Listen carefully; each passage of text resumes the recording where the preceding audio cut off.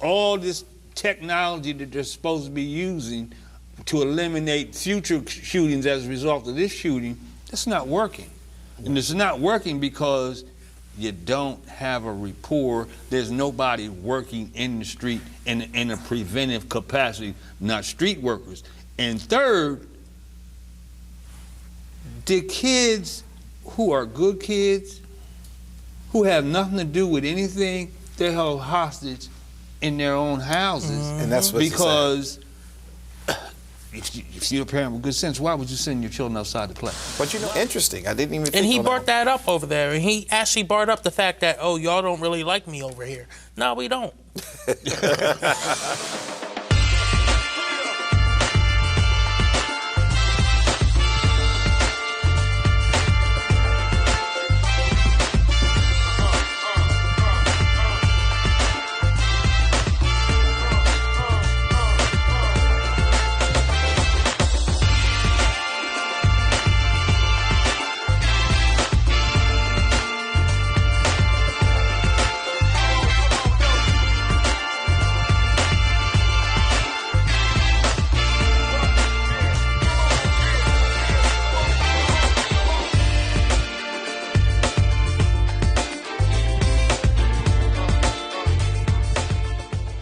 This is Dr. Curry. This is Kobe Owens. J Street.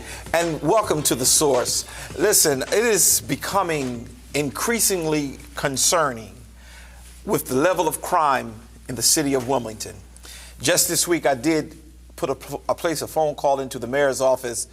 We may need to drop our dislike and all this other stuff towards each other while we try to handle the violence in our city. I come to you today very, very concerned because the violence has gotten way out of control. Without a plan, we will continue to fail. So what I would like to do today is I just want you to see this video so you can get a feel in the last, even though this video is a little bit old, but in the last 9 days, we had 9 shootings and 7 deaths. It has to stop. It's getting worse. Take a look at this video.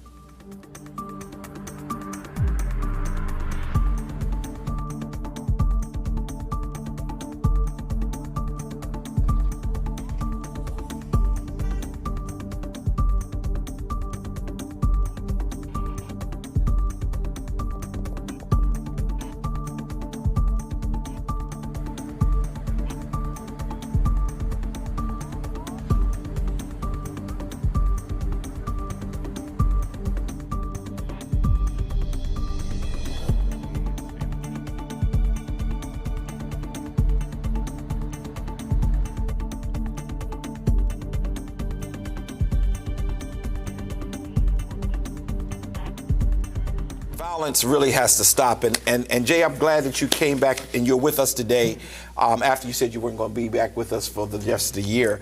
But on a serious note, where are we? What is going on?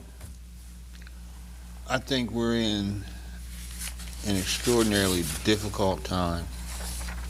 And when you look at one of the News Journal articles this week, even though there's been 521 murders in Philadelphia thus far this year, per capita, Right. we have a higher murder That's rate. right. That's right. So this really is murder town. And for elected officials, government officials, for the city in its entirety to sit idly by and say we don't need to change anything, do nothing, say nothing, is just outrageous as far as I'm concerned. And I go back and I'm gonna keep saying it. You know, let's go back to what I call the beginning of the shootings, when Mayor Sills was the mayor and the FOP hung a sign out across Pennsylvania Avenue, welcome to Mayor Sills, Jim Sills shooting gallery. And we haven't had any rest ever since then. Yeah. But Jim Sills was held to a standard. Jim Baker, and nobody, I was on TV every Sunday talking about him and what he wasn't doing. I caught criticism from my people. You know, it's the black mayor and black councilman talking about, well, it's our people being shot. Right. And then we go to Dennis, and you know, Dennis was bum rushed. Yeah. By state and county officials. Oh yeah. And saying, if you don't change leadership in the police department, we're going to take the city charter. I remember it. Well, where are we now? And everything that had transpired on their watches, those records have been broken, and there's no relief in sight. And now the News Journal weighs in today and says there are no changes. The News Journal saying this. Right. Finally. I was shocked. But nobody else is saying anything. Yeah. You have comments in the paper with President Congo saying we need to fix the school. Yeah, we do. And you've got Councilwoman Oliver making a statement, expressing their concern, and everybody else is Christmas, Silent Night. And this it's not acceptable. It cannot be business as usual. And if you look at what's happened across the board over these last 5 years, if anybody doesn't realize, accept, and understand the fact that there is a need for change in leadership because of everything that's transpired, what we're going to talk about today, not only the crime in the city, but the impropriety within the police department, it just can't be business as usual. Absolutely. Yeah, and then let me add in there, because I did see in the News Journal, and I thank God the News Journal is starting to cover these stories a little bit more as it relates to this whole murder, the violence in the city. But you know, Robert Tracy, who is the chief of police, he said he's going to continue to engage the community. That troubled me. Yeah. Because I've been asking the community, where is he? They've been asking, where is he? Who is he engaging? I haven't seen any engagement from the police department in the community. If they're talking about engaging council members, that's one completely different thing than actually engaging the actual community. People are sick and tired of seeing this. That number is now at 39 people who have lost their lives in 2021, right? And it will continue to go higher if there's no plan. Right. And we still have a few more weeks left in December, which is unfortunate to say. But each one of those homicides represent a life cut short. Right. A family, a neighborhood traumatized, business owners who are scared to operate. This is having an effect on every aspect of our city right now. And it seems as though the police department, the mayors want to focus all the efforts into stopping crime in downtown Wilmington and in the riverfront, but is leaving the rest of the city to be the Wild Wild West. And that's where our constant argument is that you're focused on one area so that you can keep status, but you're not focusing on this community where the black and brown people are, and the argument from even some black and brown people saying, well, it's us who's doing it to us. But I don't want to hear that argument anymore, because if a person has been elected to solve issues, to deal with the community, the culture that we currently have, they need to speak up, step up and speak up. And another thing, go ahead, I'm sorry. No, but I just want to make clear, the only shootings we're seeing in the paper and the stats are being relayed on, is when people don't get hit. Had 24 shots fired over here, some of which went into Mount Joy Church the other day. You didn't read about that. Nobody got hit. And there is clearly to add on to that, the day before Thanksgiving, my block got shot up in the church across the street from my house. There was kids in there. They were in there with their parents celebrating the day before Thanksgiving, come together as a church family. The bullets went through the door. You didn't hear about that.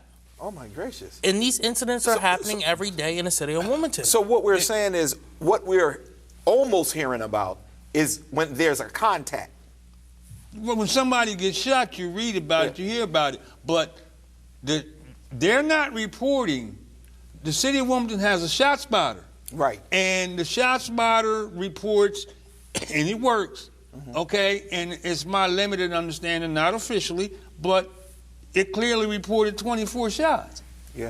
One of the spot shotters is around here. So you absolutely, they have them, and they are reporting. And when you said that, it just rang a bell for me that is much more shooting going on than we are really recognizing, and that's even more frightening. Well, and what is troublesome to me, and I was on a Zoom meeting in the summer, and they talked about one of the gangs, and they said it was 600 and some members of the gang, and they knew who they are. Well, if you know who they are, why are they still able to gangbang? Wow. If you got people spending time on social media following this, I don't understand how they can just walk the streets and do what the heck they want to do. I don't understand that. So we've got a gang problem, we've got a drug problem, we've got a social media problem, and we got a dysfunctional police department. But let me say this to you. The problem is without no one, and the reason why I'm agreeing with you is that there is no plan to address anything you just shared. There has to be a plan put together how to deal with the gangs. But that happens when you bring in people from the community, sit down at a table and come together and then put some money behind it too. And when's the last time, if you make this analogy, back in the day when I had black hair, California was known for the Bloods and the Crips. You don't hear anything about Bloods and Crips now, not to that extent, not in California. So if that could be shut down, why is this continuing and allowed to continue to exist? I don't understand it. Because there's no plan, and I'm gonna keep saying that. Well, let's see what they're busy doing. They're busy fighting each other. I saw in the paper just this week where 2 police officers assaulted each other. One was in the house, and the other one comes in, break in, beat each other up, and that's what they're probably doing. Well, according to the article, only one of them got beat up. But here's the problem. The problem I have. You got time to be fighting each other, fighting in each other's house. Out of those 39 murders, how many arrests do we have? Okay. Exactly. There was a point in time when priority was given to somebody being shot, and more often than not, got them off the street in a relatively short period of time. You got cold cases now, going all the way back, probably to the Sills administration, and people have been shot, people have been murdered, and no arrests, and yet we have to accept that. And then you've got people in jail, and I'm going to reiterate it, bragging about the fact, well, before I got sentenced, I had 6 gun charges. And, you know, we got people running around, well, you know, you can't have people out on bail and make them make bail until they're convicted. That's malarkey as far as I'm concerned. Absolutely. You got a gun charge, you shot somebody, no mercy. Right. Do you think the issue is a lack of resources? No. No, the police department literally just got $1.4 million additional funding to deal with crime, and we're not seeing it. The city has thrown, time and time again, all this money at the police department. It's not a financial resource. It's what are their priorities with that money? Yeah. You know? But let's, I'm going to reiterate, and I'll be on repeat, but it's true. You got more shootings in the vicinity of the William X. Anderson Center than anywhere else in the city. You've got the hilltop area of the city, which you've got all these shootings, and you can see, I mean, you can literally, in the areas where those shootings are, you can literally see on the street the drug dealers and those who have to go to the drug dealers to fulfill their needs. But you can see it, but you can't do anything about it. Yeah. But here's the thing, right? And this article talks about when the mayor had this community meeting with 150 people over at PS outside of the gym over North Side to talk about gun violence. But it really doesn't talk, and I know this reporter wasn't there, but the reporter who was in her position before her was. It doesn't actually talk about what he truly talked about in his plan to address gun violence. What he talked about was Riverfront East. Now we're over North Side. A 14-year-old had just been killed the day before, and he's talking about Riverside East. as his solution to stop gun violence. So he doesn't even have a plan. Out of his own mouth, he just talked about development. He said he's going to pray on it. I guess that, perhaps, I'm sure you appreciate and respect that. No, because you said thoughts and prayers is what everybody say. I don't appreciate. I appreciate people who pray for real. Prayers and action. And the fact of the matter is, because that's what faith is. In the entire year, with all these shootings and all these murders, one meeting, and that's because that shooting of that juvenile took place in the area of the city where there's the highest voter turnout. Yep. Interesting. I didn't even think And he brought that up over there. And he actually brought up the fact that, oh, y'all don't really like me over here. No, we don't. You're not doing nothing, right? And we see that. And to make reference in a time like that in an official capacity, to make reference to the election that was done and over with at the time, and the loss of a young kid, and that's where your mind is. That just shows you he's not connected with the community and taking this issue serious. But when will the community, those who watch TV, when will they rise up and say enough is enough? Well, I think it's time to call the people to the altar. And the altar being 8th and French. I think that just like state officials, other officials, county officials, bum rush Dennis, that whole area, which state government, county government, city government, that has to be the altar. And we can't just solely hold the mayor and the city accountable. Everybody has a responsibility here. And all I can tell you is this. The first year I ran for office in 2004, Wilmington police didn't have a contract. So all of them got sick. They did a sick out. The blue flu. They had the blue flu. And the streets were patrolled with the county and state police following each other. For a week, there were no shootings. And apparently everybody who needed to get high, got high.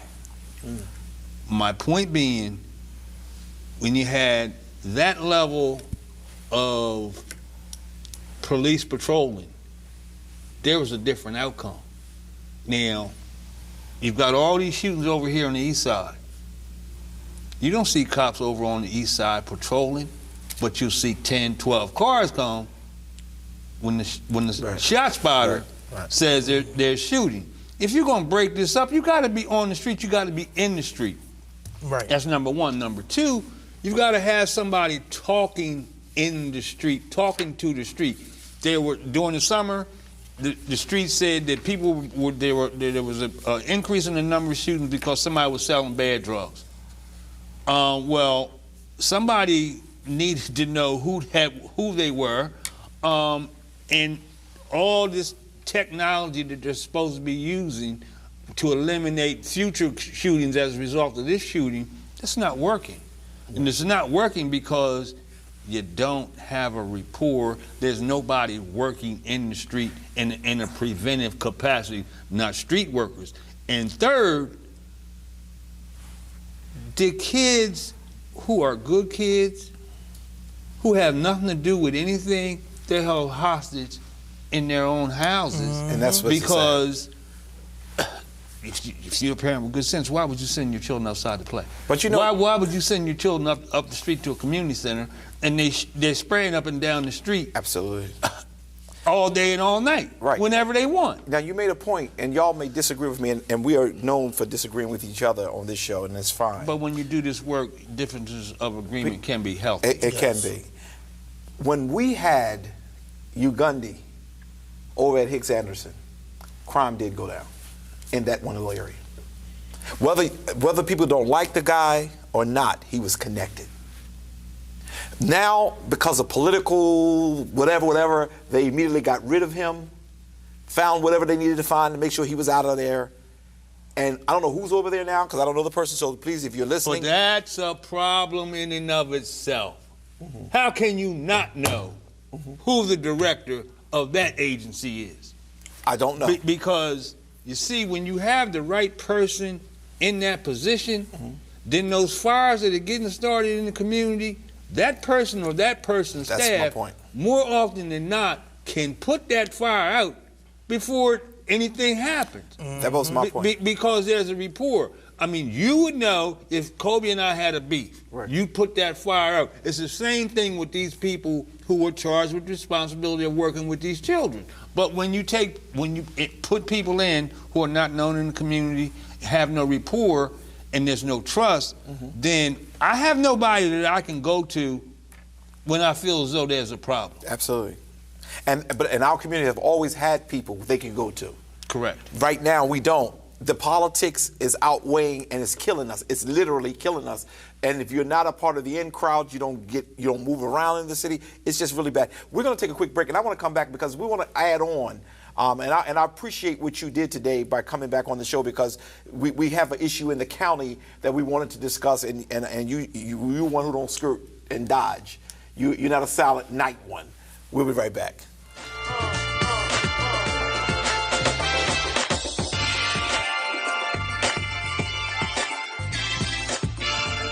And we're back. We were just discussing what's going on in the city, and it is really discouraging to the level of violence that is happening and the lack of plans that are available to be executed. I thought maybe it could have been a resource issue, but as we're understanding all the money that's been poured into the Wilmington Police Department, there is not a resource issue. I guess is their focus in what it's a plan issue. But to you, Councilman, the county. A police officer was indicted this week for using excessive force on a teenage girl. Help me to understand, what's that all about? Well, let me back up and say, I had not planned to come on today, and I appreciate you and Kobe letting me come on today, because I didn't want to be accused of sitting here saying all these things about the city, and this happened in the county, and say, well, what Street got to say about that? Well, I have a lot to say about it. And I'm gonna go back to June of 2020, when I went through everything that I found wrong with the way people were treated by county police since I was elected in 2004. And you can go to the public safety meeting in June of 2020, records crystal clear, and I did it in less than 15 minutes. And I went through all the shootings, and I came all the way up to the time through a teenager being severely beaten on video out in the county near 273, which the officer was able to, under Title 11, 1164, 467, 464, and the policeman's Bill of Rights, was able to walk away. He got away with it. And so I began protesting then, all the way up until now. We're in a situation where Lamont Moses was shot in January of this year by county police in Riverside. They're out of their jurisdiction, and in my opinion, and I think substantiated by the video and what was reported in the news journal, they violated police policy as relates to we the county police do not shoot at moving vehicles unless they're being used as a weapon, and that clearly didn't happen from what's set forth in that video. And here, that happened on January 13th, and here, this is December 9th, and we don't have a determination from the AG's office. So when I looked at what is online now, and what happened on August 30th, and it's reported that a 16-year-old female was dragged across the floor by her hair and then by handcuffs, dragged at least 50 feet. Well, wait a minute.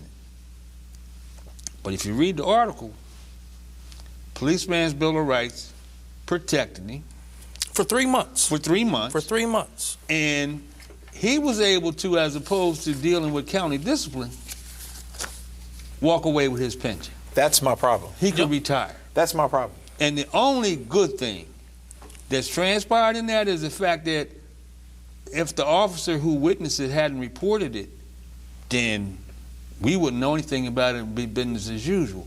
Now, come Tuesday, Public Safety Committee meeting at 4 o'clock,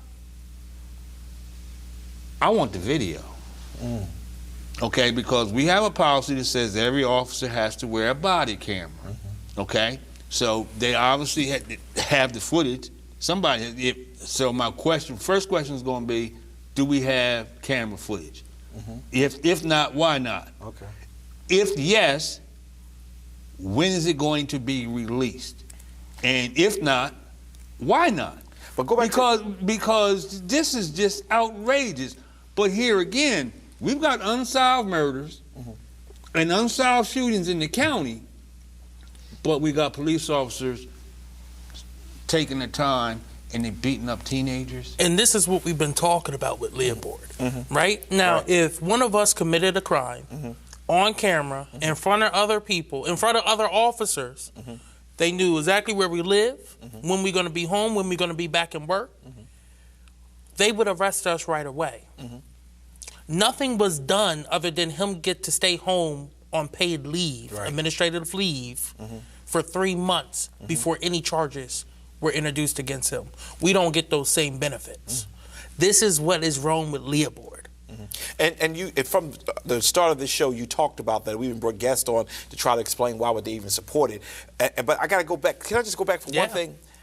Please share with me, if they don't have the cameras on, the footage, could that be a stipulation where he can now be brought up for that charge and maybe not receive his pension? Because to walk away free, I'm still having issues with that. To my limited knowledge, I think he's retired, he's eligible for a pension, and he gets his pension, there's nothing can be done about it. I just don't believe, well, I guess I got to believe it if it is what it is. And the system that we're dealing with where the poor man has to always bear the burden of everything they do wrong. I don't care what is done. That's exactly what you were just sharing. If I do something, I'm going to be held to the full extent of the law. This police officer did something that was damnable. And he get to understand the system well enough to say, before y'all start all this, because I know it's going to come down to A, B, C, and D, I'm going to retire, and he can get his pension? Yes. Unacceptable. Unacceptable. But the fact of the matter is, in our capacities as NAACP leaders and officers, we as executive committee signed off on authorizing the president to send a letter to the United States Attorney General and the district attorney for the District of Delaware, asking for an investigation into county police patterns and practices. This falls right in line with it. So we need to go back and reiterate our concern, and the Moses situation created that, but this has to be added on to it. And I am convinced that patterns and practices within both of these police departments will not change unless an unbiased outside entity compels them to do so. But that's where we are. But that'll be very difficult given the President of the United States is from here. I don't think that kind of embarrassment will be able to be tolerated. And because the truth of the matter is... That's exactly why I'm sitting here saying that, and I'm going to keep on saying it, because he, as President of the United States, has no business going anywhere and ordering investigations and calling for police reform and ignore it in Newcastle County where he resides. Yeah, that's right. That's right. But what do you do? And the fact of the matter is, I'm doing that because if it doesn't happen in Delaware now while he's president, when he's no longer president, you can kiss Delaware and police reform goodbye. If it doesn't happen now, it's never going to happen. Yeah, and it's just a sad day. I'm stuck, and I apologize. I'm just stuck on. Well, then tell me, if it is the policy of the department to wear cameras, if I don't feel like wearing a camera as a police officer, I won't be held accountable for that? I believe you will. But that's me. I don't know that. That's my opinion. And that initiative was implemented under Tom Gordon, and I believe they had to have the cameras on at all times. But I am not sure, and I should be, and I apologize, what the policy is if you don't have the camera on. Well, we need to, I'm going to follow up on that one, because we need to find out. A technicality is what I was trying to say. But he get his pension and dragged this poor black girl. And I'm not saying her behavior was appropriate, but that did not warrant that. But see, now you made me think of something else. Because what happened in May of 2020, I got a report of a 14-year-old in a stolen car, and undercover county police pull up on them. They get out the car and run, and the kid says, you got me, you got me, you got me. And the cop tased him in the face anyway. Now, he tased him to catch him. Okay, you tased him, you got him down, now he's down. And he's got no reason to lie. I said, you got me, you got me, you got me. I'm on the ground, and he tased me in the face and had the mark to prove it. That's why I snapped in June of 2020, because of them tasing this 14-year-old in the face running from a stolen car, and nothing changed. But they were undercover. They didn't have body cameras. So I guess if you're undercover, you don't need body cameras. See, you got my point. So to say that everybody has them and everybody has them and everybody's compelled to have them on, let me be presidential. This is just a hoax. It's just a hoax. Wilmington, I just hope you are following the trajectory of what we are sharing. It's just, there is no out, and that's what I'm really trying to decipher. How do we get help for the community? You talked about the innocent children who can't even go outside, who can't even go to school. Right. And you know what was so sad to me, and maybe I said this last show, but I don't care, I'm gonna say it again. I had occasion to go to a high school football game about 3 weeks ago. It's senior day. You think those kids have a senior dance?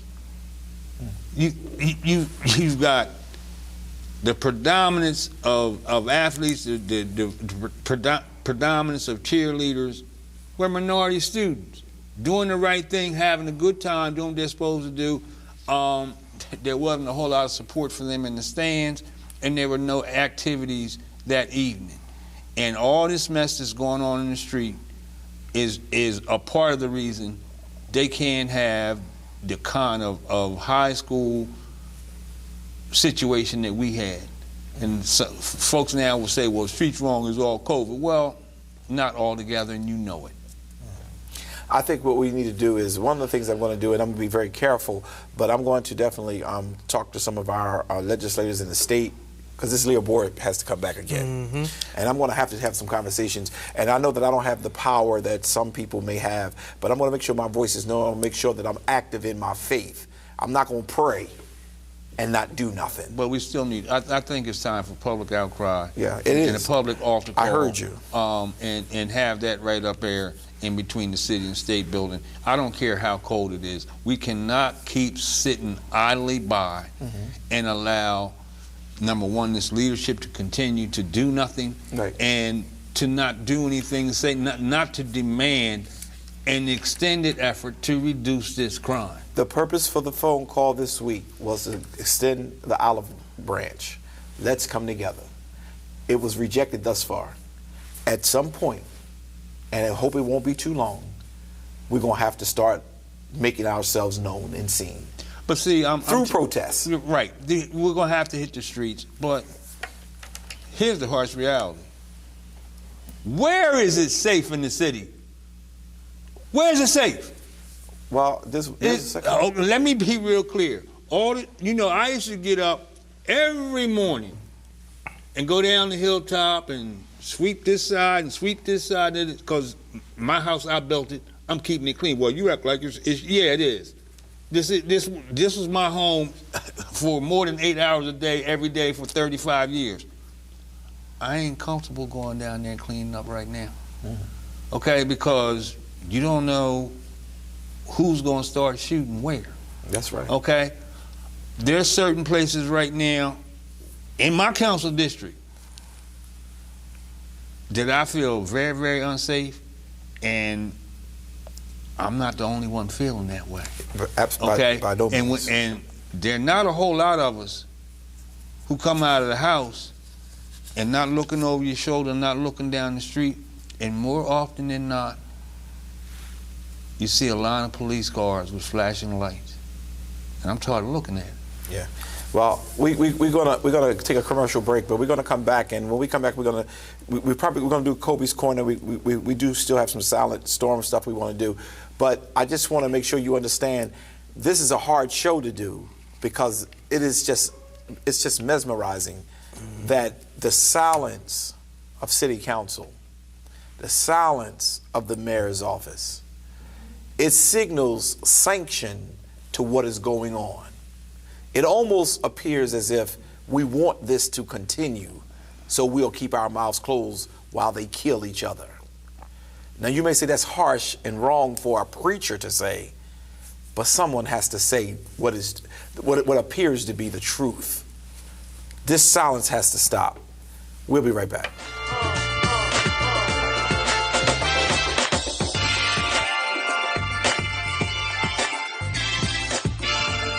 And we're back. We were having a very robust conversation on the violence there in the city and county, and we decided we wanted to just shift the show around a little bit. Instead of us doing the silent storm where we are in the midst of doing the report card for the mayor, last week we gave our grades for crime. This week we were going to start on the data as it relates to the economic status and the fair community that he promised us.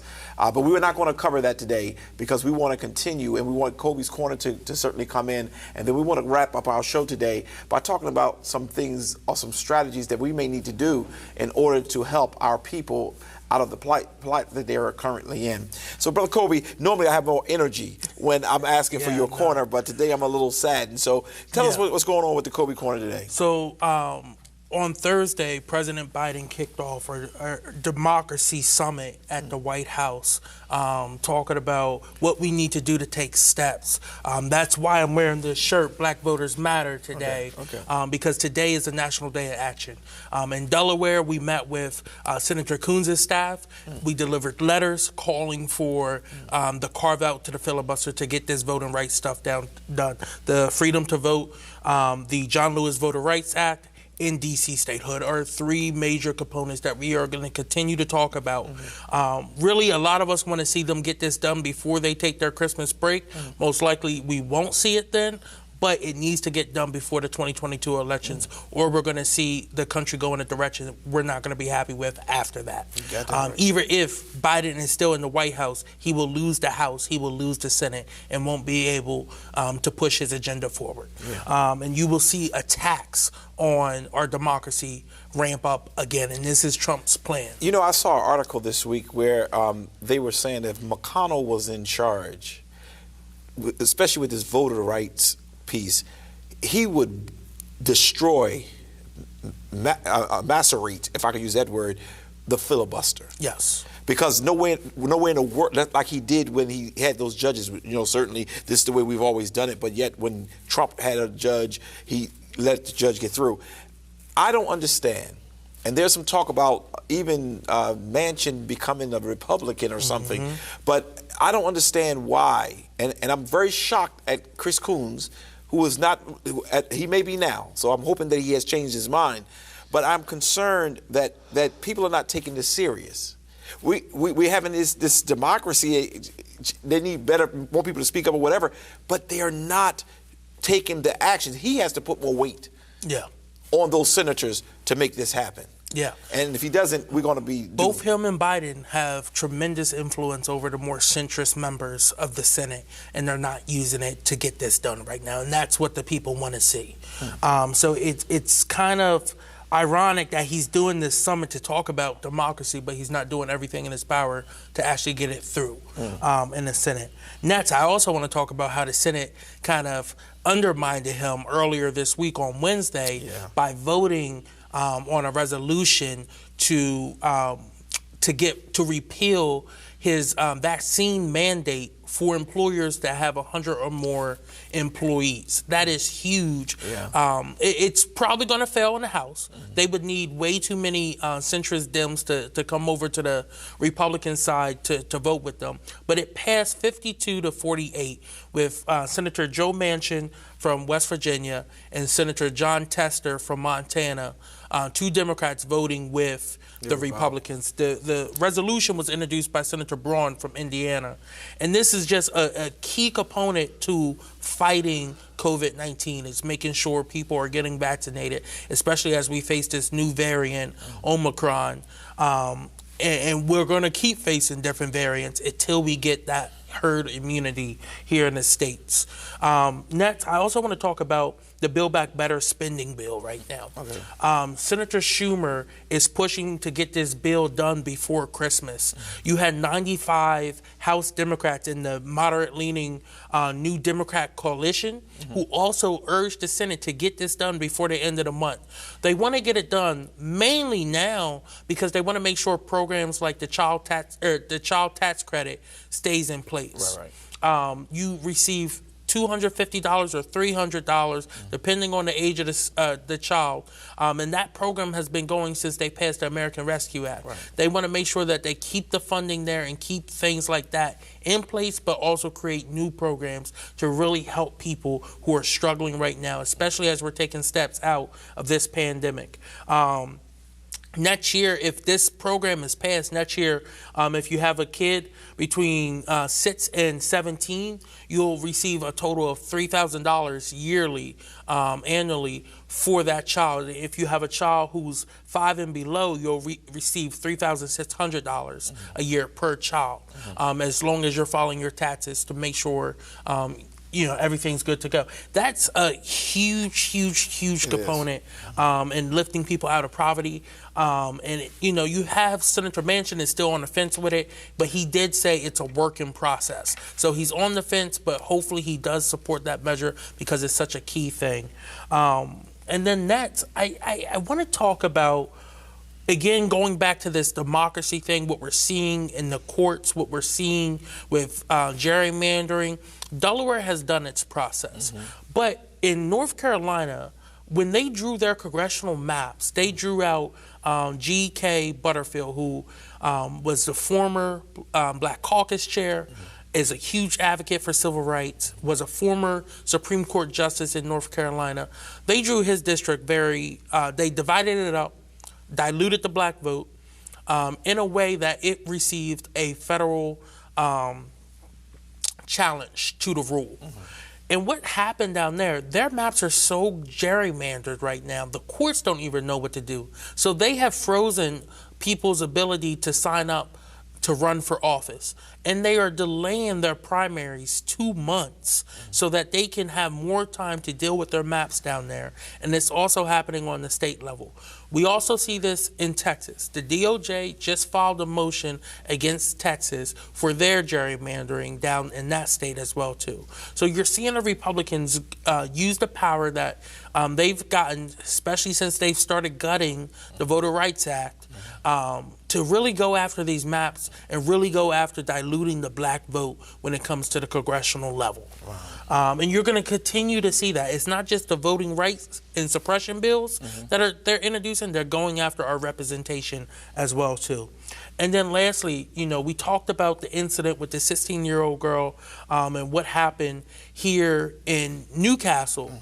And we've talked about police brutality. Well, former NFL player Glenn Foster died in police custody after an interaction. He was speeding, going over 2 times the legal limit when he was arrested, and he was held and got in an altercation over socks. It was very clear he was having a mental breakdown and did not receive the help he needed, and he died in their custody. Now, more details haven't been released yet, but apparently they didn't know, the police department didn't know he was an NFL player, and the chief of police said something that was very concerning to me. Chief of police was like, if we would have known of his status as a celebrity, we would have handled the situation different. which is very alarming to me, right? It shouldn't matter if you are the president of the United States or you are just someone on the street. You should be handled with respect when you're in custody, and that's what we're not seeing right now. We're seeing this time and time again. From what happened here in Newcastle, what happened down in Alabama, to Sandra Bland, we continue to see these incidents happening when you're in custody, when you're already handcuffed. This is an issue that we're facing with police brutality as well too. Wow, you know, it's really sad.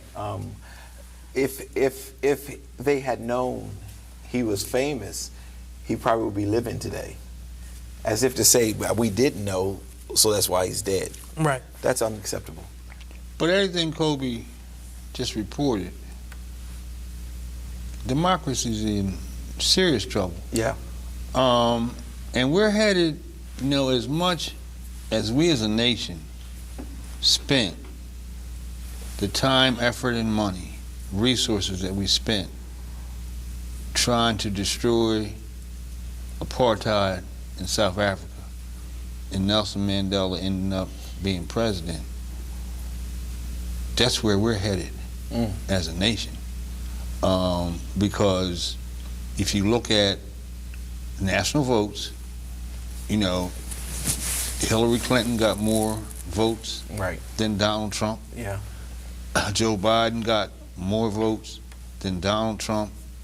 And they know they can't win unless they do all the shenanigans that they're doing. And at the point where legislatures across the country, not across the country, but in those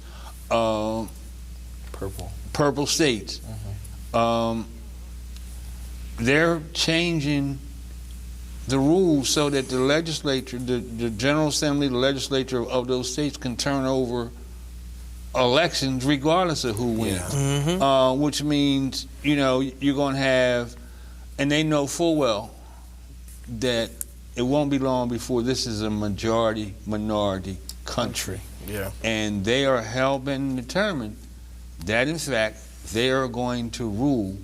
So you're going to have a minority rule, and, you know, they're playing to every element, the white supremacists, the dedicated racists, and they're hell-bent and determined that they're going to run this country, and democracy's done. Yeah. And this is no joke, because it changes everybody's way of life.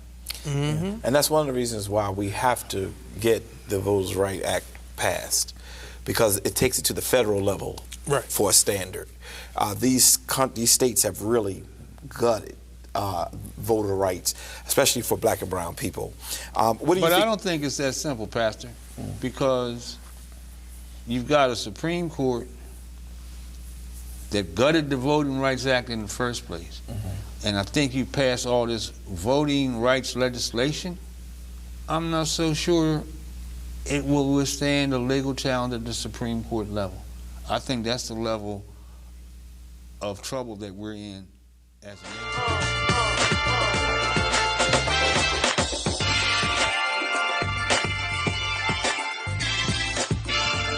And we're back.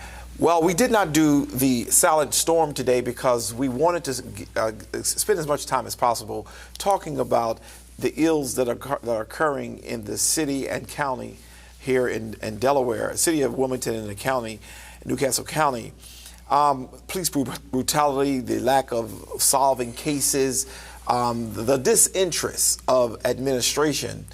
And I guess, you know, Councilman, you are very respected in our community, and I know for me, I respect you highly because you have always tried to be fair, because you criticize everybody, including me.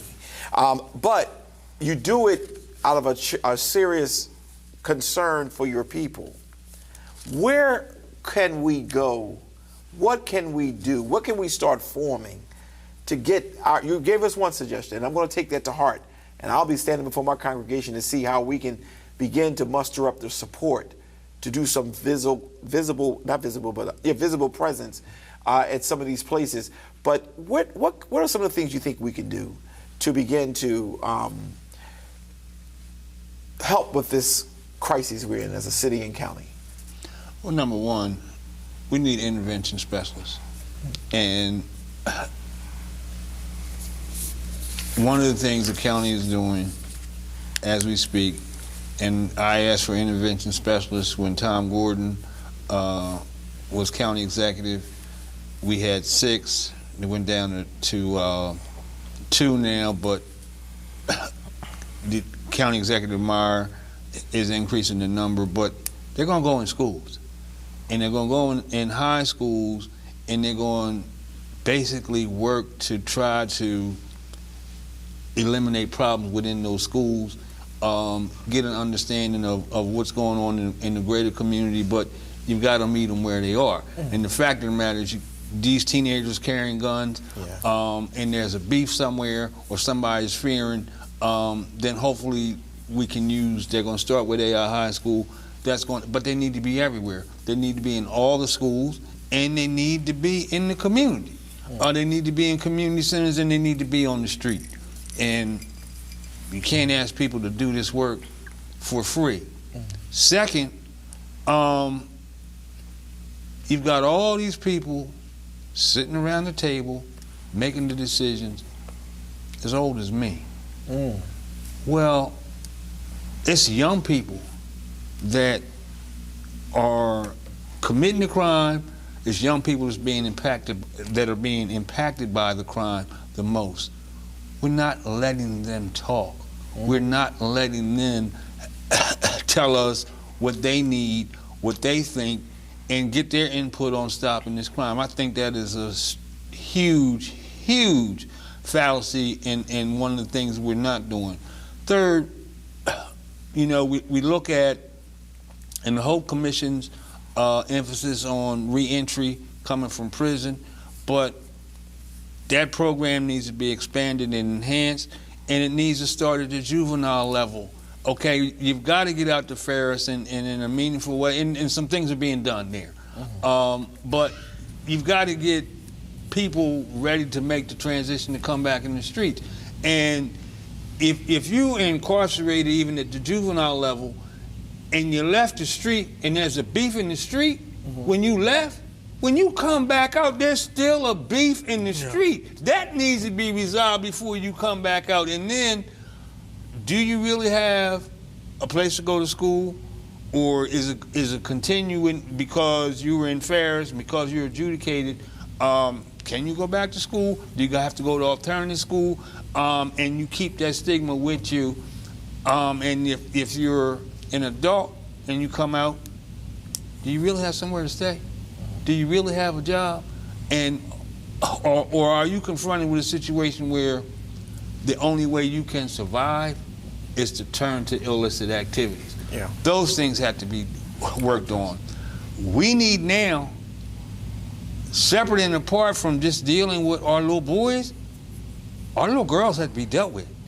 And you've got to have females dealing with females to address their plights and problems, because they're being shot and they are shooting. This is for real. It's not a play situation. But who do they have to turn to help guide them? And then you've got to look at the school system as a whole and what's broken. I think President Congo is right about that. And then you've got to look at police strategies and methodologies. Community policing is a hoax, okay? You go out this door right now. Your civic association president over here in Southbridge and your council person over here in Southbridge can probably tell you who your community police officer is. Go over there to that corner and ask them who the community police officer is. I got you. And they might tell you it's Dennis Williams. Because I didn't know we had one. So do we have one? I don't know. Oh, okay. Because I don't know anything about one. My point I've being, not seen one. My point being, community policing requires continuity of officers, continuity of time those officers are there, and they got to get the hell out of the cars and walk the street and know the street, so that eventually, sooner rather than later, one, you know who's there, you know who's a good person, and you know who's a potentially bad person. Absolutely. And then you have a rapport in the community such that somebody can actually come to you and say this, that, and the third is a problem, as the young folks say, or a potential problem, and they'll know that you're not going to go, that they're not going to be cited for interacting with the police officer, because everybody interacts with the community police officer. Right. So there's a difference in training and methodology, and then you got to look at how you patrol. In a serious way, you got to look at how you patrol, because what you're doing now is not working. Yeah. Okay, and if you really go through the city, and you know they're hiding places, and the stores that they park behind, and hope, and the parks they go to, and hope that nobody gets shot, they've got to be more assertive, got to be more aggressive. And I think we're in a situation now in the city where, same thing I hollered about in 2004 when I first got elected, you need multi-jurisdictional efforts to put these fires out now. Right, and I agree with that. Now, one of the things I would like to see some data on one day, and you going to say something, but I just want to grab this. I want to see some data on how many police, you talk about community policing, if you have it done right as you tried to lay it out, it is effective. But what we currently have is a hoax. Let me say this, I would like to see some data on how many police officers who were mandated to live in the city for their first 5 years. How many of them stayed? I think they even know, I'll serve my 5, but I'm out of here. Well, and the predominance of our public safety employees do not live in the city. And that's a problem. And that's because the General Assembly imposed its will, okay? When the residents of the city of Wilmington voted not once, but twice, by referendum, they wanted city employees to live in the city. That's right. And the General Assembly took that authority away and basically said, if you try to challenge us on it, we'll give you 5 years. You try to challenge us on it, we're going to take the charter. And that's what the problem is. We know what we need, but then you got the powers to be who don't live in the city. Because I remember the argument. One of the arguments was, we're going to lose great talent. But you know what? At the end of the day, if you are among me and you work with me and we know each other, there may be a greater respect for a person. And the cops took the position that they didn't want to live in the city because it wasn't safe. And I was like, well, whose fault is that? Right. Whose fault is that? Exactly. Ladies and gentlemen, let me just say, if the mayor is watching or his people, he just kind of laid out a very nice strategy that we can put to paper and then execute. It's already on paper. I know. They're well aware of it. I know, but it's not executed because I don't think the care and concern is there. I was told, I guess Kobe had shared that it was over $1 million was given to the police department. Where's the money going? What is happening with it? I got another area I'm going to add in, and then we're going to go until next week, and that is this. Attorney General, what are you doing? Where's your plan? Why is it that we are going through all of this alone? We need the governor, we need the county exec, we need the mayor, we need the city council, we need the Attorney General's office too. These cases that are not solved, that are on the desk of the Attorney General, need to be addressed. But the fact of the matter is, okay, I think the Attorney General's race this year is going to be very interesting, because one thing that can't be said is crime has been reduced, because crime is up in the city, crime is up in the county, crime is up in Dover, crime is up statewide. Well, don't you look to the chief law enforcement officer of the state? That's why I made my comment. That's why I made my comment. And we're going to look to the. We're going to look to that. Good one. Yeah. Listen, we thank you so much for spending this time with us today. It has been a little heart heavy because, honestly, this is our people, and none of us are profiting off of the pain that our people are bearing. There are innocent children who cannot go outside. There are innocent children who are inside their homes and bullets are flying through their windows. And for those who live in the suburbs and really don't see all of this hurt, this pain, this frustration, every person is not bad. And honestly, when we even talk about the economic status of our people in the city of Wilmington, it gives a justification for some of the ills and wrongdoings that are going on. I just ask that we get a plan and let's execute the plan, and I guarantee you we'll change things. But I want to say thanks for the time that we shared together. I'm Dr. Curry. I'm Kobe Owens. J Street. Thank you for watching. Be good.